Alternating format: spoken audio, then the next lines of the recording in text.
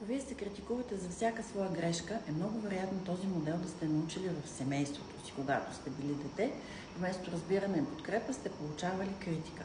Може да са ви се подигравали, може да са ви плашили или заплашвали за грешките ви, за лоши оценки или да са ви обвинявали, че сте мързеливи. Постепенно дълбоко в човек по този начин се формира силно чувство за вина и за срам за това какъв човек е. И се появява вътрешна забрана да бъде себе си. Става трудно човек да се изразява своите чувства, да изразява и да споделя своите мисли. Трудно се проявявате такива каквито сте. И това неизбежно започва да влияе на качеството на живота. Разграничете действие от вашата личност. Направих грешка не означава аз съм некомпетентен. Анализ вместо самонаказание. Какво точно се случи? Какво мога да направя различно следващия път?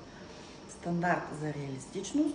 Повечето сложни задачи неизбежно водят до грешки и практикуваме само състрадание.